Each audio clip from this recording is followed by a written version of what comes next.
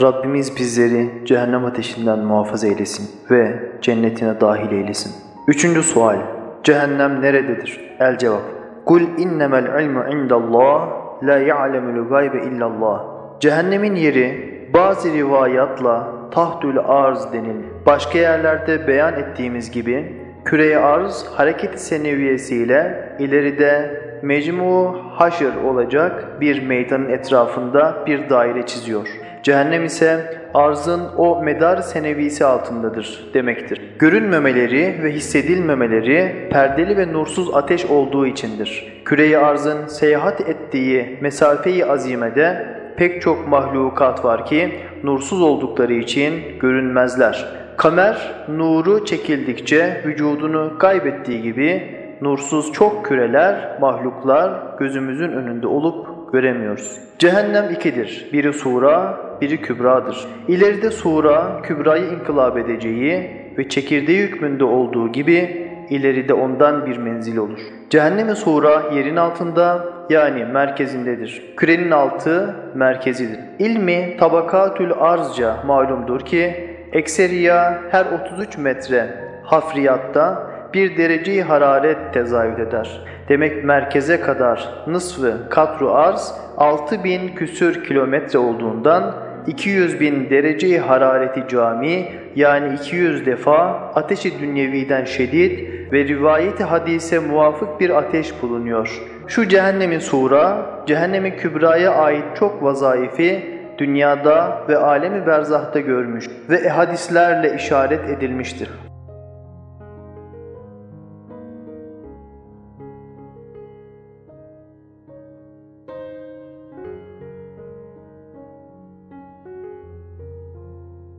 Alim ahirette küre-i arz nasıl ki sekenesini medar-ı senevisindeki meydan-ı haşra döker, öyle de içindeki cehennem-i surayı dahi cehennem-i kübraya emri ilahi ile teslim eder. Ehl-i itizalin bazı imamları cehennem sonradan halk edilecektir demeleri hali hazırda tamamıyla inbisat etmediğinden ve sekenelerine tam münasip bir tarzda inkişaf etmediğinden galattır ve ibarettir. Hem perdeli gayb içindeki alem-i ahirete ait menzilleri dünya gözümüzle görmek ve göstermek için ya kainatı küçültüp 2 vilayet derecesine getirmeli veyahut gözümüzü büyütüp yıldızlar gibi gözümüz olmalı ki yerlerini görüp tayin edelim.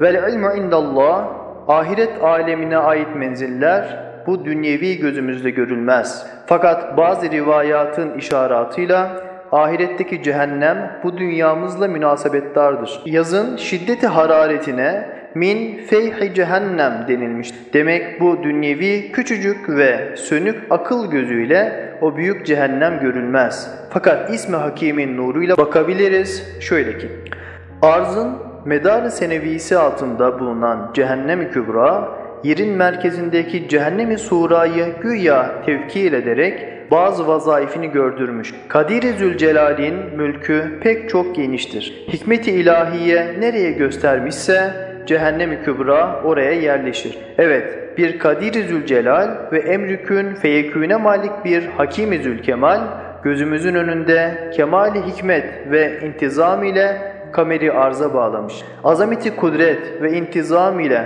arzı güneşe rapt etmiş ve güneşi seyyaratıyla beraber arzın sürat-i seneviyesine yakın bir sürat ile ve haşmet-i rububiyetiyle bir ihtimale göre şems-i şumuz etrafına bir hareket vermiş.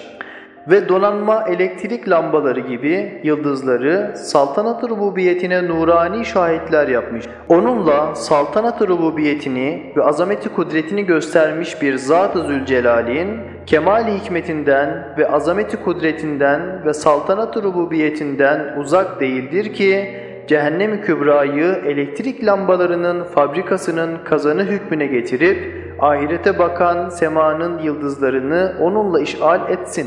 Hararet ve kuvvet versin.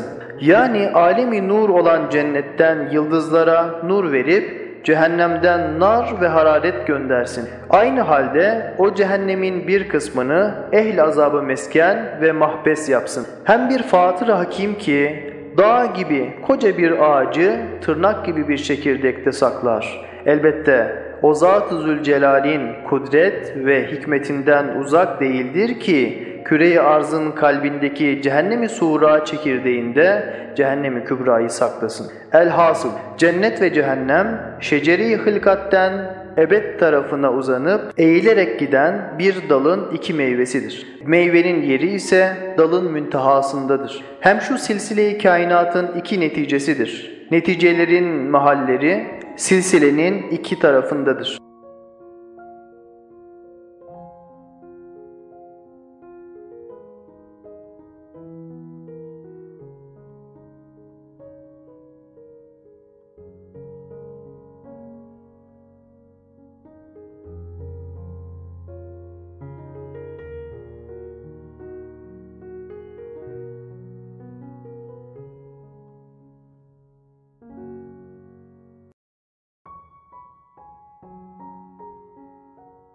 Süflisi, sakili aşağı tarafında, nuranisi, ulvisi yukarı tarafındadır. Hem şu seyl-i şuunatın ve mahsulat-ı maneviye-i arziyenin iki mahzenidir. Mahzenin mekanı ise mahsulatın nev'ine göre fenası altında, iyisi üstündedir. Hem ebede karşı cereyan eden ve dalgalanan mevcudat-ı seyyalenin iki havzıdır. Havzın yeri ise seylin durduğu ve tecemmu ettiği yerdedir. Yani habisatı ve muzahrafatı esfelde, tayyibatı ve safiyatı aladadır. Hem lütf ve kahrın, rahmet ve azametin iki tecelligahıdır.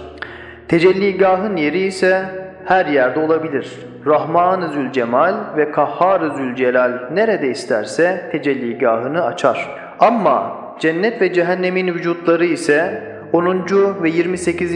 ve 29. sözlerde gayet kat'i bir surette ispat edilmiştir. Şurada yalnız bu kadar deriz ki meyvenin vücudu dal kadar ve neticenin silsile kadar ve mahzenin mahsulat kadar ve havzın ırmak kadar ve tecelligahın rahmet ve kahrın vücutları kadar kat'i ve yakindir.